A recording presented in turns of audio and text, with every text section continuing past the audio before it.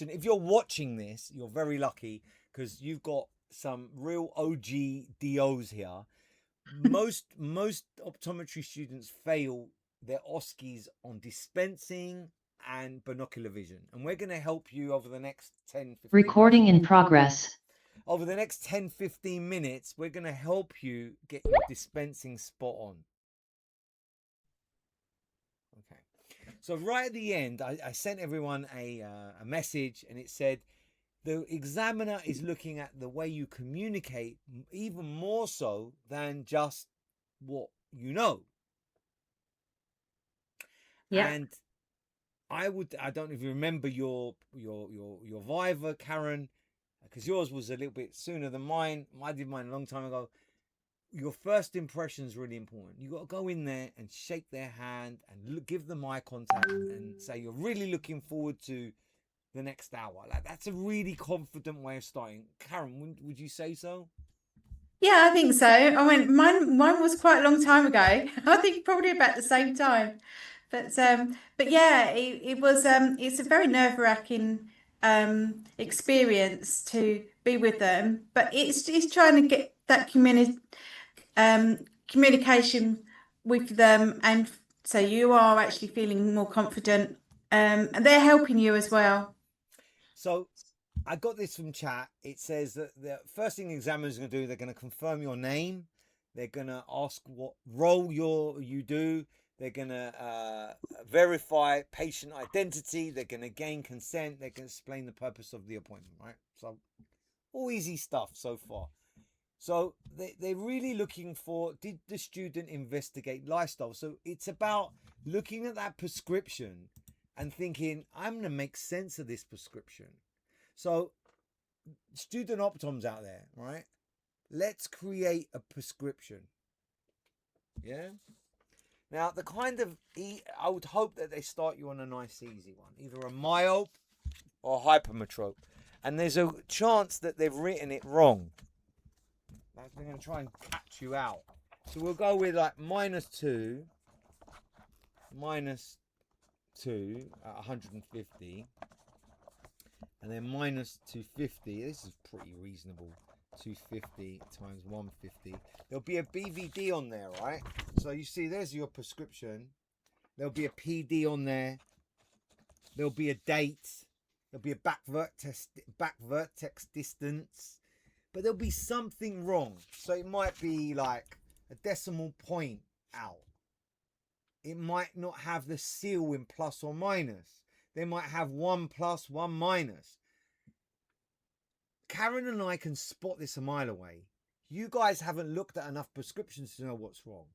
But my kids that do A-levels, right? What they do, they go furiously into past papers. They go in. What you need to do is go on past Vivas, looking at mistakes. You can find loads on the internet. Look at loads. So that is my first opinion. I don't know if Karen's got one, about seeing if something's wrong, and then you refer to prescriber. Send it back to the kitchen. Yeah, invariably, but what they try and catch you out is the plus and minus, because that's a quick one that you can do. And then I don't know if you're allowed to transpose it in the exam, because sometimes that's what they're trying to get you to do. And yeah, checking on the PDs. Are they having to redo for the exam? Are they having to? Have they got the patient with them, or is it just they've got to do the measurements? It looks as if they've got the patients with them. And the thing is that the lifestyle of this patient is really important. You ask the lifestyle. So occupation. Now, I don't know if you guys know this. Karen and I are not lecturers. Do you know that? Do you guys know that? Are you there? Optometry students, are you there? I'm here, yes. Okay. Did you know if you're lectured to, you only retain 5% of the information? Did you know that? It's interesting. Fact. If it's a conversation, you retain it. I am not wasting my time being on here just lecturing you so you can watch this again. I want a conversation. Now, the first special guest, this is like the Super Bowl. We get special guests popping in and out. Is Carol Ann Cooper. There's your first special guest. Karen's a special guest, but Carol Ann is not an optician. She's here to help you with your mindset. We're going to ask her if she could go back to 21, what she would do differently. First question. And the second question, she's going to tell you a little bit about being self-confident. All right. So over to you, Carol. You're the first special guest of the evening. Do you mind telling the students what you'd do differently if you went back to 21 first? Oh gosh.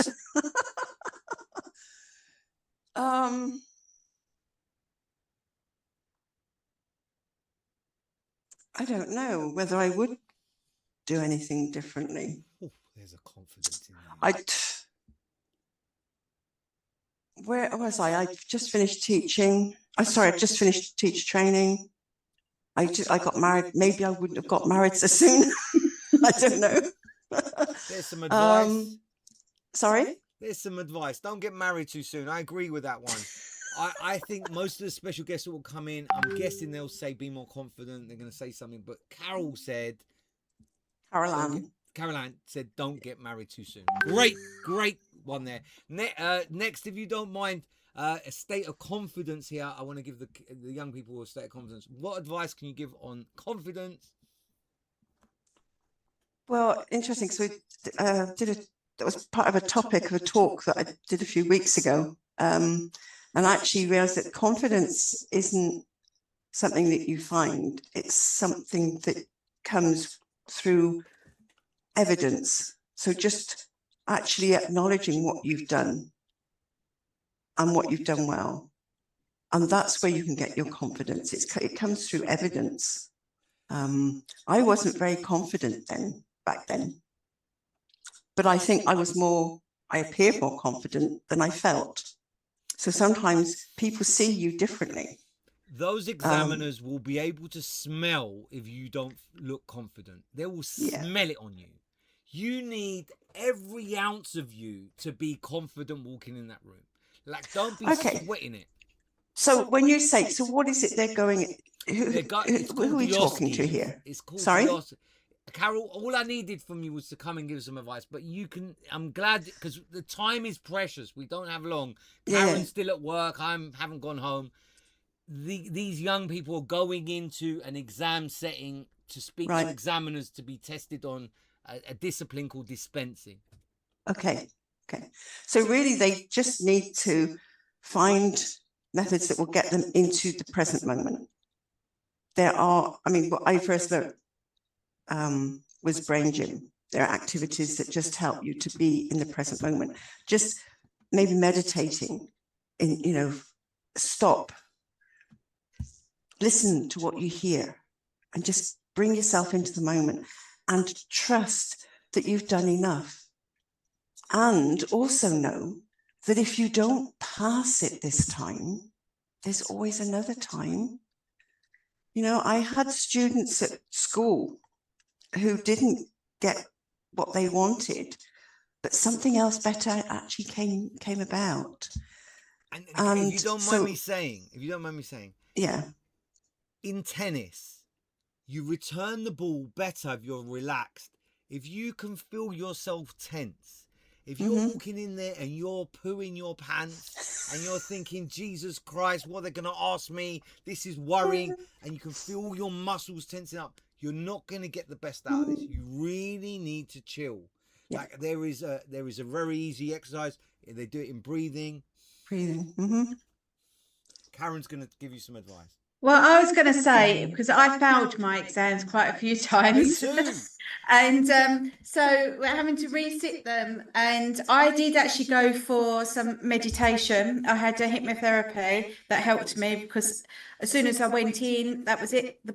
I went completely blank.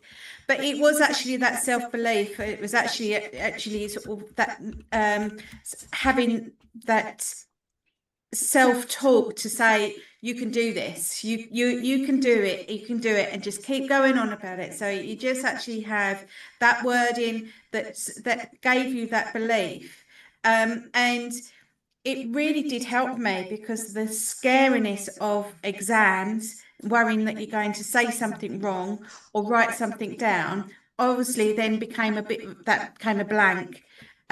So anything like that, meditation, I had the hypnotherapy, that certainly helped me. In the chat, like Karen and I and all of us, our payment is seeing your happy faces and passing. Can I ask you all just to put your names in the chat so we know that you're alive, you got a heartbeat? Before I came in here, I've got a student teacher who's living with me, and she said, you're going to go on there and no one is going to talk, no one's going to show their face, no one is going to do anything, they're going to be dead. And I said, no way, they're optometry students. And they were right. Like, they were right. You need to show yourself on this camera and show us your face, because that is like, if you can't even do this, it's not good. Like, you can see, like, nothing will happen to you. It's not, no harm will come of you. Thank you very much for making that comment. So let's go. So let's go through this dispensing. Sorry, let's go through. This is the science bit, so you don't need to be here anymore. You can stay if you like, but we're going to talk about the sciencey bit. You've done your bit. Have I? Is that enough? Because actually, I feel like confidence and being in an exam is a huge thing. Put your name and details in the I put it in the comment. chat. And if you want to speak to her, then hi Elaine. If you want to speak, then go for it. Hi dog. What's the name of the dog? This is Poppy. Oh, So as soon as I started talking, she started barking at me. So she's our practice dog. Yeah, hello. Yeah, do apologise because I can't don't. The dog is put her lovely. out. So the first thing is lifestyle. When you're sitting in front of a patient and they've got a prescription, okay, like that, it's a small prescription, they've got a seal, you got to say, well, what is it you do and why is that important? So Karen, I don't know if you want to dispense each other. Like, I would say, well, what do you do? And you can't be an optician for today. You can be anything you want. What would you like to be? So I could be, I just work in an office. Brilliant. Okay. You work in an office. So do you work on a screen? I do sometimes work. I do work on a screen, and I do work on a laptop. Ooh. So if you're listening to this, in my mind, I think, wow, I need a coating, I need a plastic lens, and if money is no option in these exams, maybe an enhanced freeform lens of some description. What would you go for there, Karen? So I would recommend a occupational lens, but give them all I was explain to them the reasons behind my thinking behind it. Would you give that without an ad? Would you give a occupational? Oh, it hasn't got an ad on it, has it? No. But you could go with a bespoke lens. Yeah. You wouldn't go with. I wouldn't give occupational lens without an ad. Yeah, that's true. But so you'll be a single vision lens, but you would actually have a coating on there. But is that correct? So you need to find out if there is actually, should there have been an ad on there as well to make sure, double check. So you've got to find out what their age is. Because if it is over 40 or 50 years old, they might have missed that off there. So you put in single vision lens with a coating, free form,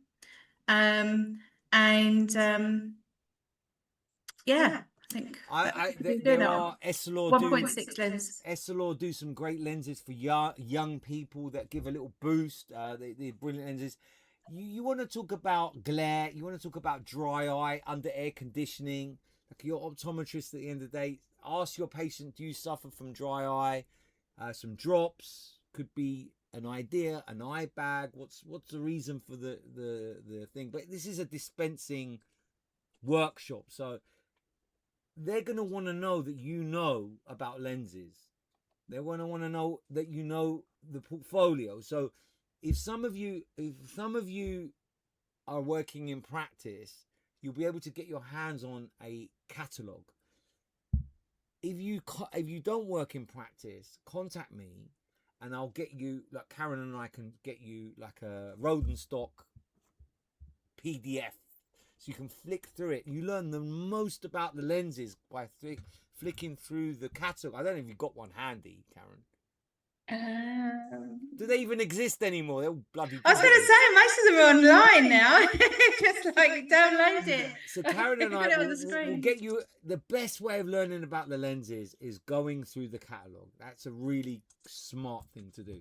Now I the don't know lens. if the Abdo, they do now do the lists of different types of varifocals now. It used to be a Norville catalogue that used to do everything detailed, but I think Abdo possibly still, they do one that's a PDF that will give you the listings of the different types of lenses there is. I want you to take this home, right?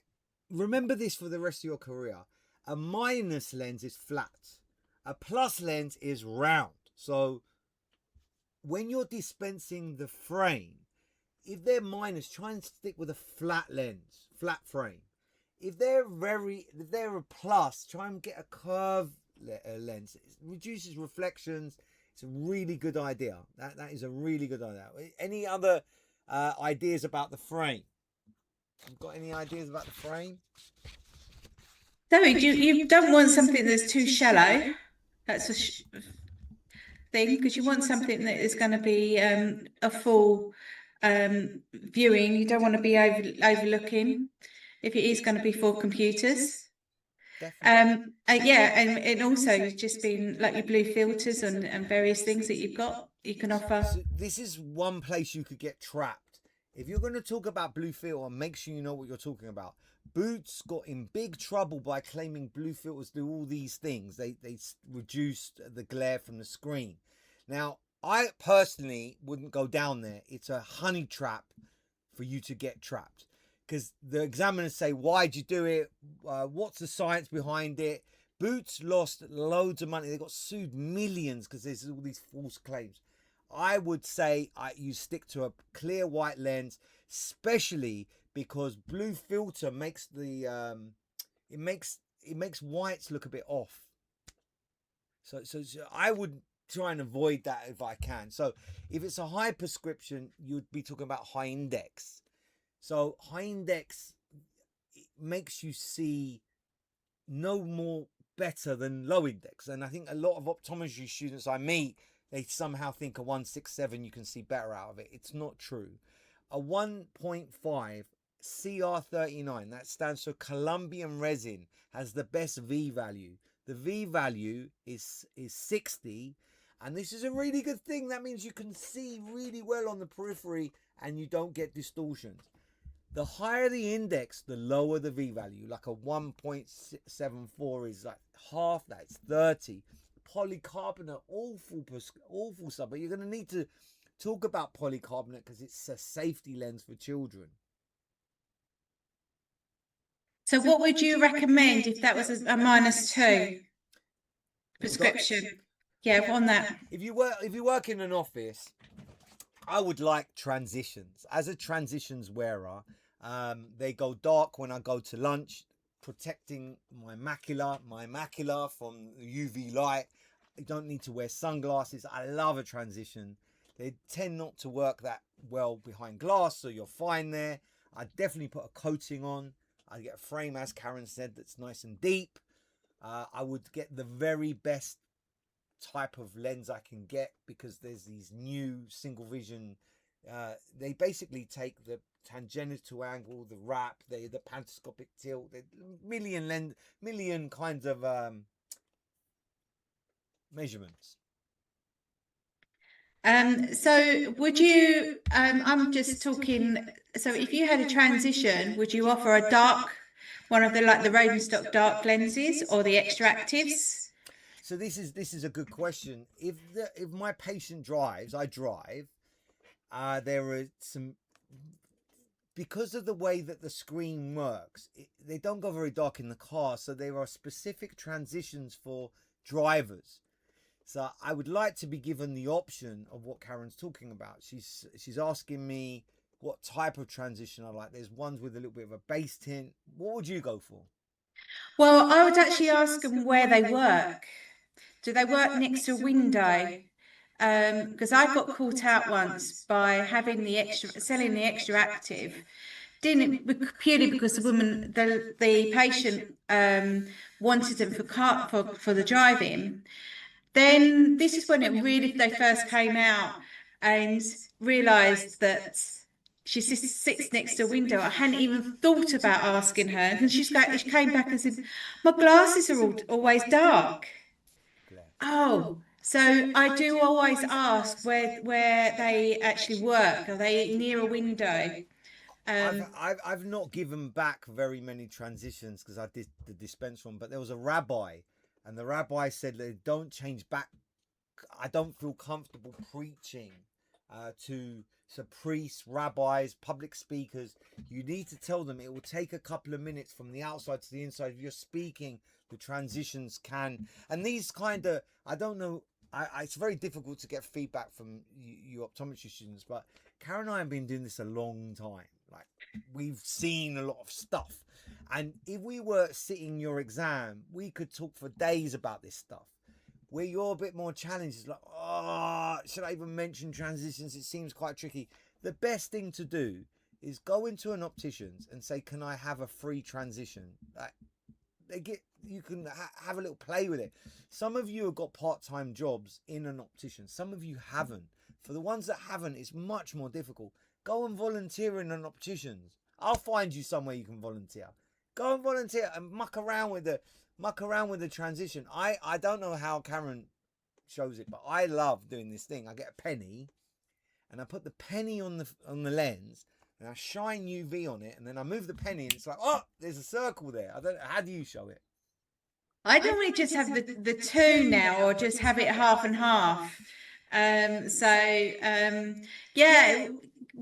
Yeah, we just do it as quick as possible. So you've got the light, the torches, and you just put it against the white, and they can then see how quickly it reacts, and also tell them how slow it goes.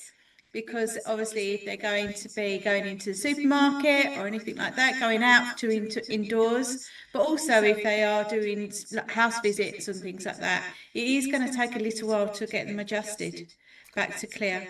So the patient puts, so now you're thinking about the frame. You put on the frame, and the frame looks like this, right? Like, the examiner's not going to be happy. Take this one with you for the rest of your career. You ready? This is a bomb. You go with the problem. So when the frame's on, if one side is too high, you take it off and you make that pantoscopic tilt higher. If it's too low, go with the problem. That's all you need to know. So if one side is too close to your face, you take it off and you push it in. You go with the problem. That's the one to take home. The average pantoscopic tilt is 10. Like, I see people walk in. I'm like, what the hell? Did you sit on your glasses? And they say, how can you tell? The reason is the pantoscopic tilt is at 0. It should be at 10. So you're looking at this, and I can feel already some of you are like, oh, what does a pantoscopic tilt look like at 10? What's it look like at 0? Have a play. Go and do a free day. Like, use ChatGPT. A panto at 10, you kind of got this cute little angle here. A panto at 0, it looks like this. That's 0. This is too much. This is too little. 10 is just like, That makes sense. I hope it. You can also, if they have, if they've got a recycle box in the practice, dig one out and just literally get someone to screw them up, and then you do the adjustments for it. It's a really good, and then you're not frightened of breaking because you know the control of the frame. Just get used to that, trying to straighten them up. They will 1000% talk about children dispensing. So think about this, right? So you've got a kiddie. What are you looking for? You're looking for safety. Make sure you kick off with safety. So plastic lenses are safe enough, but just go with a polycarb. Now, what are the pros and cons of a polycarb? So the pros are, it's really tough unless you drill into it. You can add that if you want. if you drill into it, it makes it just as durable as a normal plastic lens, if not less. Look into it before you say that. But a polycarb is great because it's tough and it's got UV protection. It scratches a little bit more easily, so you want a coating on there. Safety first, right? Next thing is, do they fit? Does the screw to the ear, they call that the length to bend, is it bending? Now, I sit on the London Underground every day. I'd say 10 people in front of me, 6 or 7, their length to bend is ruined. It's crap. Karen? Yeah, I totally agree with you with that. And most of the time, when you see kids coming in that have been, and they've got the long length from the bend, they're down there. So it's actually being able to cut the size. So I don't know if they are actually, if they've got to be able to be aware of that. But so the tips, certainly as my pet hate, is that they need to be cut to So I'm gonna this thing here, the air, 35 mils. It should only be 35 mils. So I'm gonna do it. So it's your thumb, isn't it? That's how If I you do see it. this, it's your thumb. That's how I work it out. It should just be.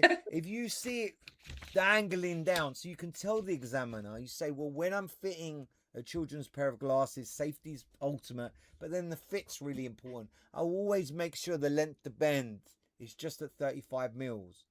And already they're like, oh, confident. I like that. And then you might say something like, depending on their prescription, you want them fitted really well. So you would recommend they come back for adjustments. No other student's going to say that. Karen? Yeah, I You totally love agree kids. with that. You love Yeah. kids. And it's also, just making sure that they're nice and straight, fitting comfortably on the bridge. They're not digging in. How do you stand on sprung hinges on kids? Well, majority of them have got them. Most of the time they break. But obviously, you've got a bit more movement with that as well. With that, I don't know. I just always have sprung size. Invariably, if they're fixed, they're a cheaper frame, and they're the ones that just break. So I'm glad we've come around to frame materials. So this might come up, and lens materials. So if you're they will give you a lens and they'll ask what type of lens is it. So the lens, I recommend that you take it. You've got the lens, it's a blank, and you just drop it. Oh, let's take this out. You just drop it on the table.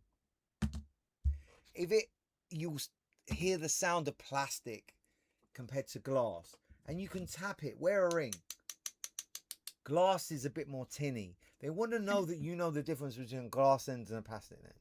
And also it's colder as well, isn't it? So that's yeah, another thing, another tip that I remember. There you go. It's colder too. So frame material. I said this on my exam, and I think they were impressed, but cellulose acetate was first invented for the soldiers in the First World War to keep their jackets waterproof. Some trivia that I read somewhere, and I'm passing it to you. Cellulose acetate, learn the heating melting point. Don't quote me on this. No, I'm not going to say. You go and do some research. It has to be a certain temperature, 50, 60 centigrade, before it starts to soften. So cellulose acetate is a great material for children. It's easy. You might choose it because it doesn't have nose pads. Nose pads can dig into kids' noses. That's why you'd pick plastic. A metal frame, if they keep breaking them, they're a bit more sturdy. Where do you lie on that, Karen? I do find that I do. Well, some of the time it is the choice of the child, and then we'll go on to the fitting and see how we're going from there. They're the ones that've got to wear it. It's not the parents. So if majority of our frames are plastic and just got their very odd amount of now are metal frames, purely because of the pads, and they're never always fitting correctly. But obviously you want something that will fit around the bridge. That's the most thing to do. So here's a kid's frame, and this is a 46. and people are astounded that they come in sizes. So this was actually an NHS frame. Look, there you go. That's a 46, and this is like a 50i. Look, can you see the difference? But look at the situation is because you go and buy a size pair, a pair of. What size feet are you, Karen? You're a size 5. 6, 5, right? I'm a size 8. And generally that works. That doesn't quite work with glasses. So this is a size 46. That means between the longest length from one end to the other, it's 46 millimeters. But if it's got a temple, if it's got that little extra bit there, it will fit different to. So you got to look at you put this on the child. I'll put it on just for fun. I'll put this on, right? And what's wrong with it? That you see the length to bend, the general length to bend on a child's frame is 135. You can get 145, 155. What's this one? What is this, Karen? I imagine it's a 135. 130. So this Oh. is 130, right? So adult is what's an adult? 145. That's 145. Yeah. So you can see it's too short. It's stopping too short. The other thing you can see, my eyes are not central. They're here. You want the eyes to be central. It's too small. And you don't want tram lines as well, so you want to look at that. So you fit. So you've gone in there. You've introduced yourself. Things are going great. They've tried to trick you with an odd prescription here and there that's written wrong. It hasn't got VA. The lens is the prescription's prescribed. It's expired. You've got through that, and then you're talking about the frame choice. You got through that. This is the big guns. Is where you talk about presbyopes. So how you become presbyope? Just to remind you, your lens stiffens because it's stiffened. You need a little bit of extra help in the night time. Now, Karen and I can choose to go. We can do a part 2 because I'm tired. Yeah. We could do a part because we've said a lot of stuff. Okay. We could do a part 2 because the varifocals deserve their own flipping thing. If you are taking measurements, see if you can borrow a pupillometer. I took a pupillometer into the exam. They're really, really good. They work with mirrors. Really good. I think we should do a part 2. I'd love you to all tell me if we should do a part. I'm knackered. Are you? Yeah. Tired. I'm doing price lists, so it's fine. Oh, are you doing price list tonight? Yeah, I'm doing sports price lists. That's what I'm doing. I'm doing sports glasses. So yeah, just again working out the lenses for single vision and varifocals, and putting them you ask Chat- polarized or can't you- mirrors. Can't you ask ChatGPT to do some deep research? Oh, do you know what? I started off with that, and then it got itself confused, and it got to the point that it's muddled up all the pricing. Shit. So I'm just doing it myself.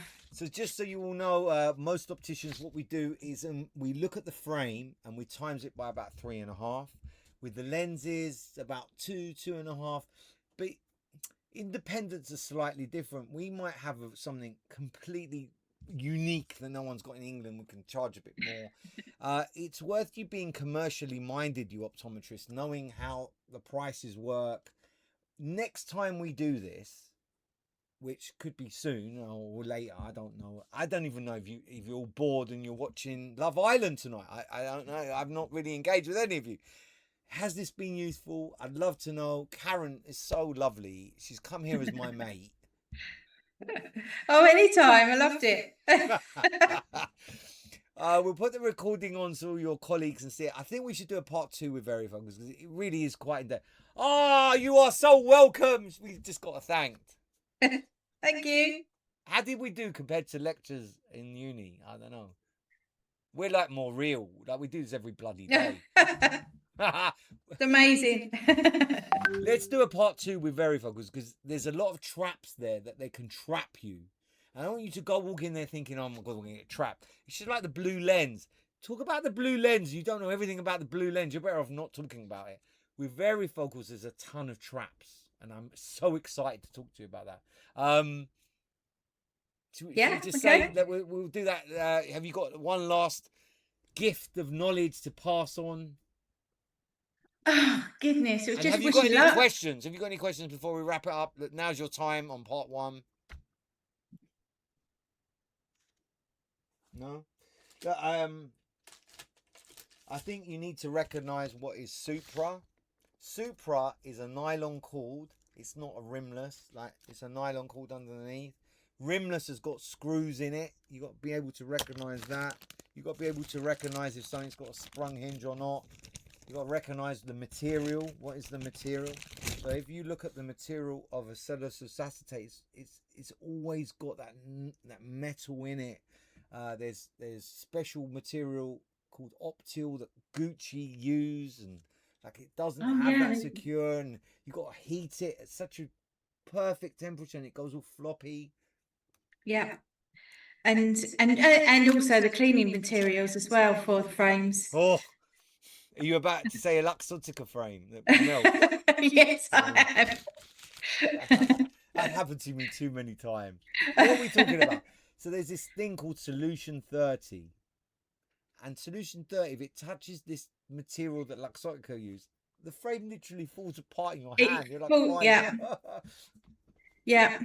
I had a you've got to be sometimes a bit careful with like recycled frames as well, because that material there caught me out on never had the problem before, but it was just either it was a bad batch or what. They literally just sprayed it and it just crumbled in my hand. Do you think? I don't think the examiners will be mean to give you a 3D printed frame, but I can tell a 3D printed frame. I can just tell. I don't think they'll be that mean. Do you think? No, I don't Really think so. mean. No. Do they give you really old frames like they used to do? We want you all to pass. I hope that you've enjoyed this. We will do a part 2 if you want us to, but I've been working all day. I could talk about relentless all day, but I don't think we'll do varifocals justice. What do you think, Karen? Yeah, that's right. Yeah, I agree. I need to squat up as well with varifocals. But yeah, Everyone have a lovely evening. Karen, you are the best. thank I you. asked you like yesterday to help me with do this, and it's better that 2 of us were vibing. Yeah, exactly. That's right. Yeah. This recording will be available to all your student friends. Share it with them all. I'm surprised they've got no question. Okay. They can pick up at some next time. Karen, should we catch up tomorrow maybe? Yeah. Okay. Yeah. Perfect. All right. Well, everyone have a lovely evening. See you later. Bye. Bye. That was fun.